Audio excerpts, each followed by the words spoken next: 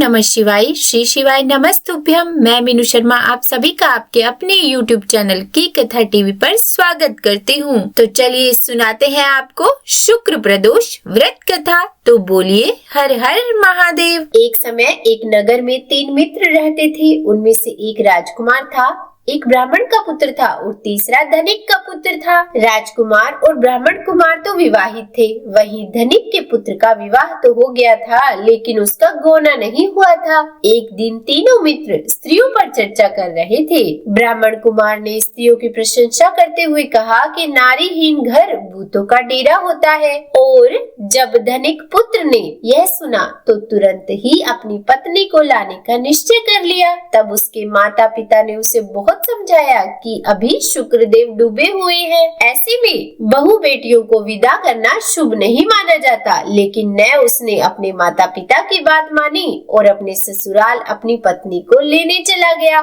ससुराल में भी उसे बहुत ही मनाने की कोशिश की गई, लेकिन धनिक पुत्र अपनी जिद पर अड़ा रहा। उसकी जिद के आगे उसके सास ससुर और ससुराल वालों को झुकना पड़ा और उन लोगों ने अपनी कन्या को विदा कर दिया। अब विदाई के बाद पति पत्नी गांव से बाहर निकले ही थे कि बैलगाड़ी का पहिया निकल गया और बैल की टांग भी टूट गई। दोनों को चोट लगी, लेकिन फिर भी वे चलते रहे। कुछ दूर जाने पर उन्हें डाकू मिले जो उनका धन लूट कर ले गए। अब जैसे तैसे दोनों घर पहुँचे तो घर पहुँचते ही धनिक के पुत्र को सांप ने काट लिया। उसके पिता ने जब वैद्य को बुलवाया तो वैद्य ने कहा कि 3 दिनों में सांप के काटे जहर का असर होगा और यह मर जाएगा। जब ब्राह्मण कुमार को यह खबर मिली तो वह धनिक पुत्र के घर गया और उसके माता पिता को शुक्र प्रदोष का व्रत करने की सलाह दी और कहा कि इसे इसकी पत्नी के सहित वापस इसके ससुराल भेज दें।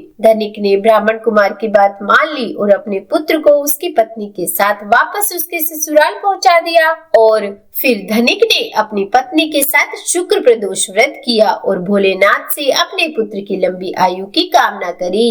वहाँ धीरे धीरे उसके पुत्र की हालत ठीक होती गई। शुक्र प्रदोष व्रत के प्रभाव से धनिक पुत्र पर आया कष्ट दूर हो गया।